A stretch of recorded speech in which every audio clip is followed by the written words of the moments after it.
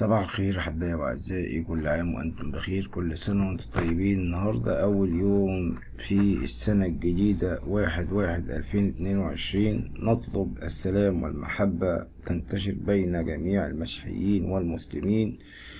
احنا قناة لا تثير الفتنة ولا تثير الزعزعة ولا تثير أي شيء زي ما بيقولوا إخواتنا المسلمين. احنا قناة بنبشر بمسيحنا وبنبشر بكلمتنا الروحية وبنبشر بروحنا الروح القدس اللي بيحل على كل المسيحيين وقت المعمودية.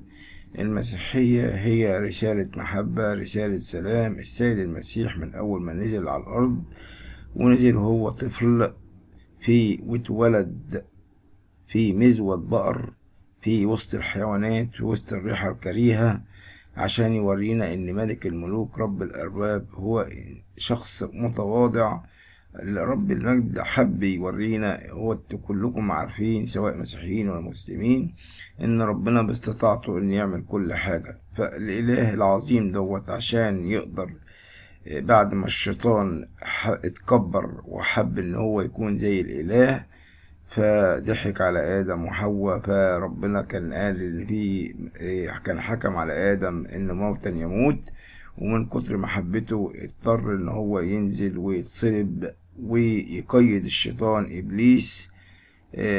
طبعا محدش هيصدق أي حد غير اللي متعمد وغير اللي فيه الروح القدس إن هذا الملك الملوك ينزل في صورة طفل، والروح القدس يحل على عذراء وينشئ جسد جوه بطنها بدون معرفة رجل أو بدون معاشرة رجل. وده شيء محدش يعمله غير إله عظيم، إله المحبة، إله السلام.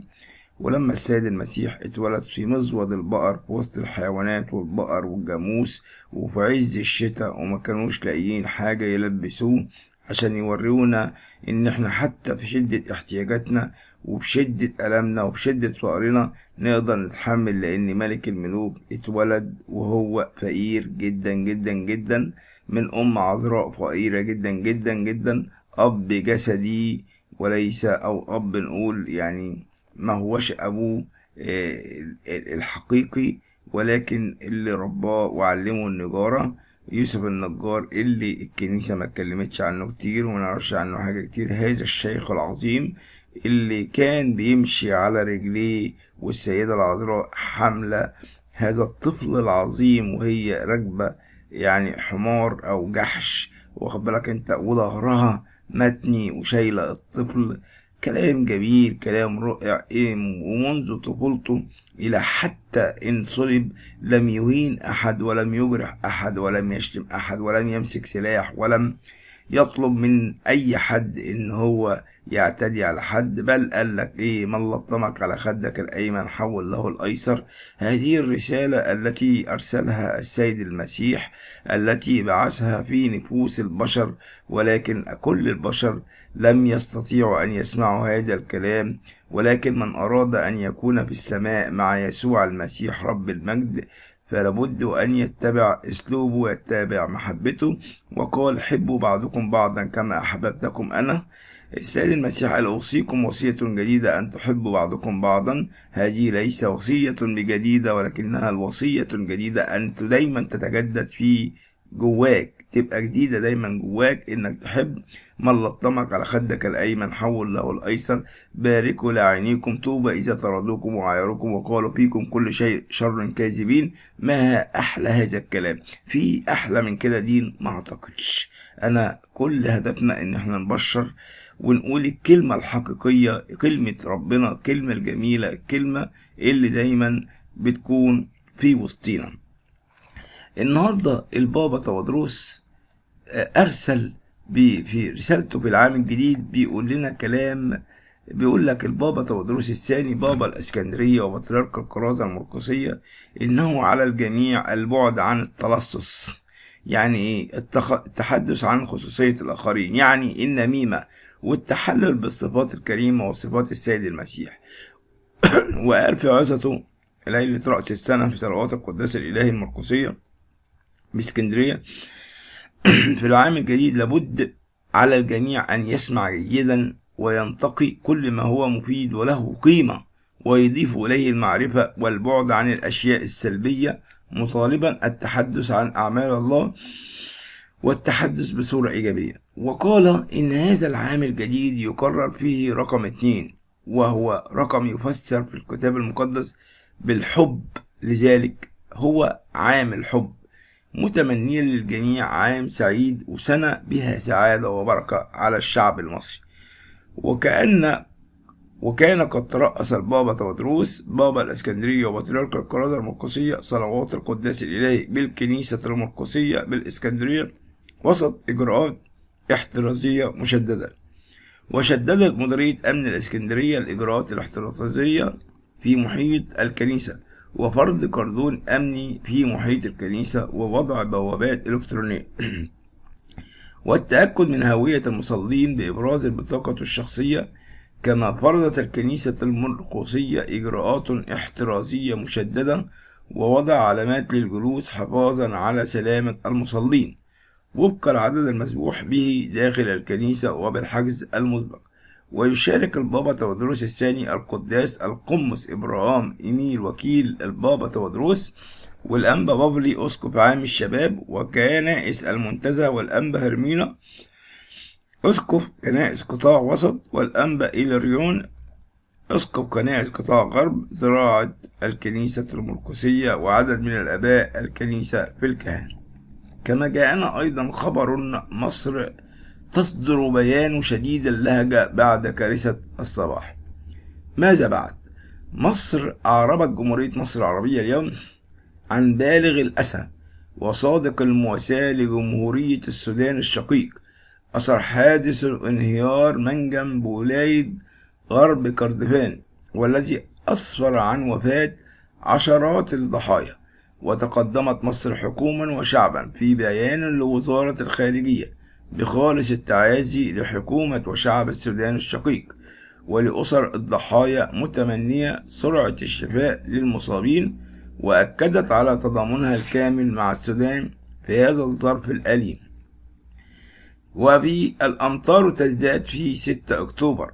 أكد خبراء الأرصاد الجوية أن تشير آخر صور الأقمار الصناعية الآن إلى تكاثر السحب المنخفضة والمتوسطة على الإسكندرية، ولاحقا برج البرلس والعلمين وسيدي عبد الرحمن ومدينة الحمام والقاهرة، خاصة على شمال وغرب القاهرة الآن، مع فرص أمطار تزداد تدريجيا لتشمل كامل العاصمة والجيزة ومدينة 6 أكتوبر وكفر الشيخ والمحلة الكبرى ودمياط وشبين الكوم والنوبارية والبحيرة ودمنهور وكفر الدوار وميت غمر ودسوق وأبو المطامير، وتزداد في أماكن متفرقة أخرى من الدلتا وشمال وسط الصعيد مع الساعات القليلة القادمة. وفي سحب ممطرة بتغطي معظم مناطق شمال الجمهورية، كمان شمال الصعيد برضو هتلاقي أمطار متوسطة يعني تبقى شديدة جدا جدا. وأكد خبراء الأرصاد أنه متوقع أن ترتفع فرص الأمطار خلال الساعات المقبلة القادمة على مناطق من شمال الصعيد وخليج السويس. والنهاردة وبكرة كمان اللي هو النهاردة السبت تشهد البلاد امتدادا للأمطار خلال فترات النهار، أمطار خفيفة إلى متوسطة إلى مناطق الوجه البحري والقاهرة وشمال الصعيد. كما يشهد سقوط أمطار متوسطة إلى غزيرة في مدينة حبات البرد بنسبة حدود 60% في مطروح، وتبين وجود فرص أمطار خفيفة. درجات الحرارة: القاهرة العظمى 16، الصغرى 11، اسكندرية 16، 12، بورسعيد 17، 12، كاترين 13، 3، سوهاج 19، 9، أسوان العظمى 23، الصغرى 10. وده ما نقلناه من أخبارنا. تغيير سعر البنزين 2022، تدخل جديد من الحكومة في أسعار المحرقات. أسعار البنزين الجديدة مع اقتراب نهاية كل ربع سنة في مصر، بات موضوع سعر البنزين الجديد هو الموضوع الأكثر بحثا وحديثا بين المواطنون، فالكثيرون يتابعون سعر النفط عالميا وسعر الدولار محليا. وعلى الرغم من تأخر إعلان أسعار البنزين الجديدة مطلع أكتوبر الماضي، إلا أن لجنة التسعير التلقائي للمنتجات البترولية والمنوطة بمراجعة الأسعار كل 3 شهور ستجتمع مطلع الشهر المقبل على أن يكون قرار زيادة أسعار البنزين أو تراجعه أو تثبيته التالي، وهنعرف في المفروض آخر الأيام القادمة. وتشمل الدراسة 3 محاور رئيسية لتحديد سعر البنزين الجديد، وهي سعر برميل النفط، وسعر صرف العملة الأجنبية، وأيضا حجم الإنتاج المحلي. وخلال آخر تسعير البنزين في يوليو 2021 كان سعر برميل النفط 75 دولار قبل أن يمر خلال 3 أشهر.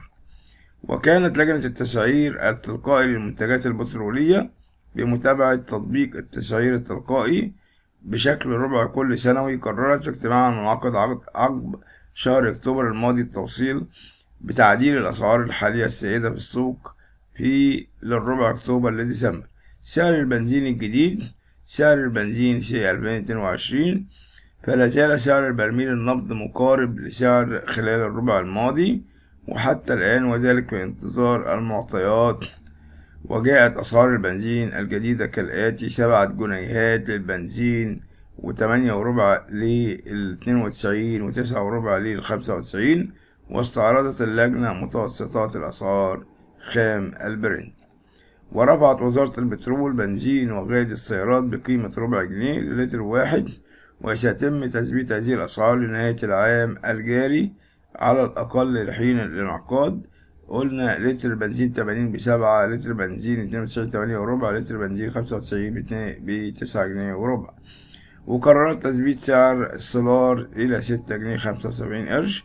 ولم يشهد التعديل الجديد للمنتجات البترولية سعر أسطوانة البوتاجاز، تشهد أسطوانة البوتاجاز تثبيتا كما هو. أما بالنظر لحركة سعر أنبوبة البوتاجاز اليوم، فإن سعر الأنبوبة البوتاجاز ظل كما هو أكثر من عام ونصف. وتسعى الدولة ضمن برنامج الإصلاح الاقتصادي للسيطرة على الأسواق وتنفيذ الحماية الاجتماعية للمواطنين، وأيضا تقديم الدعم المناسب. رئيس فرنسا يوعد بأشياء جديدة. رئيس فرنسا يحدد موعد نهاية وباء كورونا إلى الأبد. بيقول إيه بقى؟ رئيس فرنسا يحدد موعد نهاية وباء كورونا إلى الأبد. قال الرئيس الفرنسي إيمانويل ماكرون اليوم الجمعة أن عام 2022 سيكون نهاية وباء كورونا،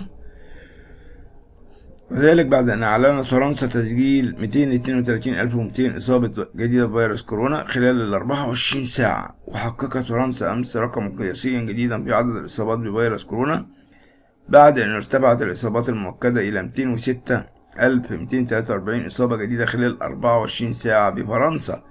وكشفت السلطات الصحية في باريس بحسب قناة العربية أن عدد إصابات كورونا في فرنسا وصل ل 206,243 إصابة جديدة خلال 48 ساعة.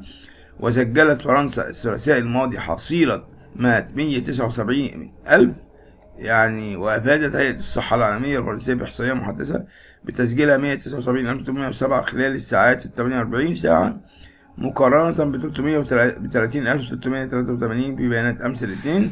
تجاوزت الحصيلة في هذا العام 9 مليون. وتمثل حصيلة كورونا ارتفاعا قياسيا محددا للإصابات الجديدة بالفيروس الذي تم رصده 25 ديسمبر.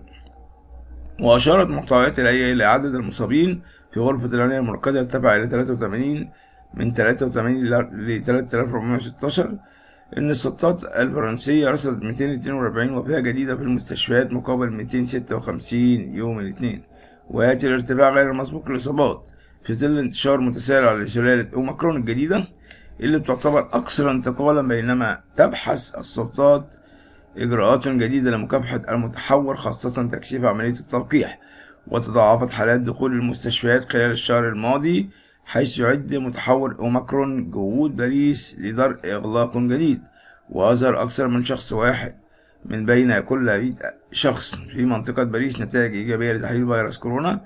ويرتبط معظم الإصابات الجديدة بمتحور أوميكرون التي يتوقع خبراء حكوميين أنه سيكون ساندا في فرنسا خلال الأيام المقبلة، والذي يهيمن في مناطق أخرى بالفعل مثل بريطانيا حسب ما أفادت الوكالة.